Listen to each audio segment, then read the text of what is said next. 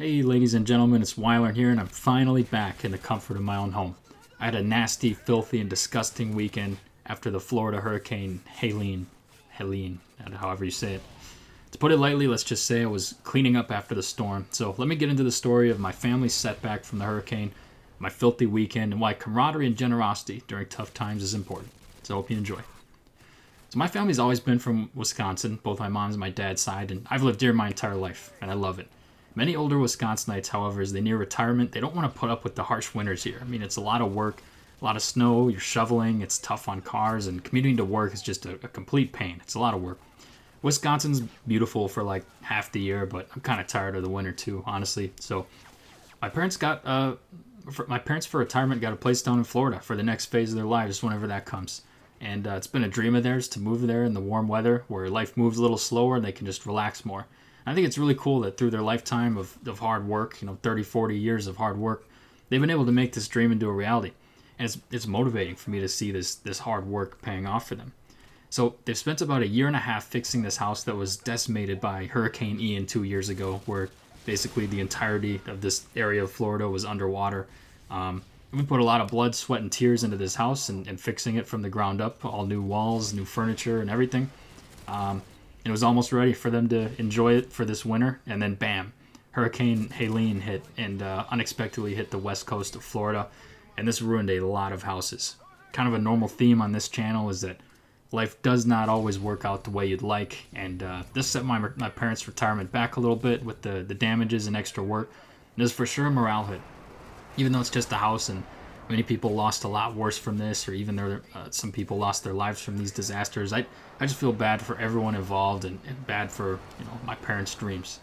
So what happened was there was an unexpected storm surge of about 6 feet, which just basically means the water rose 6 feet above sea level, and our house is only a couple of feet above sea level, so a few more than expected, which put many houses in this area partially underwater, including my parents'. And the worst part of it was the sewer backed up and flooded, so water filled with just kind of feces and urine and soaked up all the house, and there was about a foot of just like poop water, basically. So really disgusting stuff. There was some nasty water soaking into the walls, the furniture, and a lot else. So it came close to a lot of the appliances, but thankfully we had the fridge and some other things like a foot off the ground, so barely was able to save those, which saved thousands of dollars. So the hurricane was like far away from the Florida west coast, but some of the strong winds behind the hurricane caused the water to rise tremendously. So my old folks were very sad and defeated, and they needed some help. So let's talk about my chaotic weekend with this. So I had a very chaotic weekend, and I kind of accidentally was having a hygiene problem. So what I was doing some traveling over the week. I was meeting up with my girlfriend and then spending some time with my sister in Miami afterwards. So when I arrived to Miami, it just kind of felt dirty, right? I was traveling in airports, on the go. Sometimes you just, you don't have time to shower during these moments. So when I got there to my sister's apartment, I was told that a construction team had cut a water pipe accidentally. So the water was filthy. I mean, when I first got there, the water was like brown. So no shower for me. They actually told us that in order to drink it, we'd have to boil the water first. So that was fun. Got to sit in my own filth for an extra day. But there was a light at the end of the tunnel. The water would be fixed within a few hours so I could go shower, enjoy a relaxing night in Miami, get a drink and a nice dinner, and then get back to my life in Wisconsin. Then, all of a sudden, the bad hurricane news. My dad shared with us just kind of what happened to the house, and it was very messed up. I mean, we could hear the defeat in my parents' voice.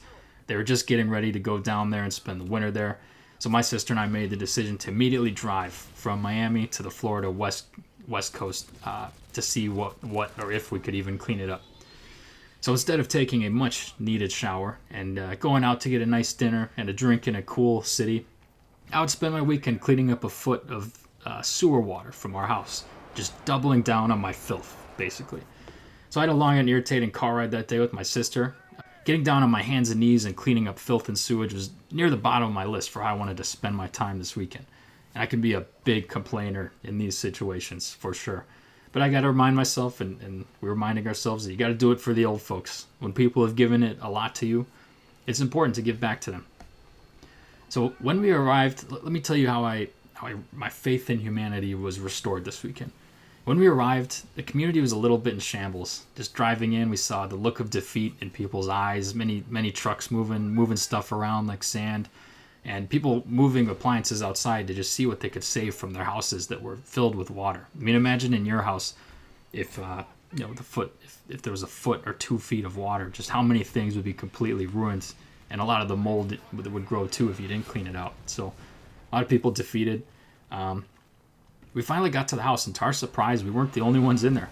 Our neighbor, who helps us a lot with some of the construction work, he has a key, and he was in the house with his whole family, just beginning to clean the floor up and move some things. This was not expected. I mean, it's not his house, right?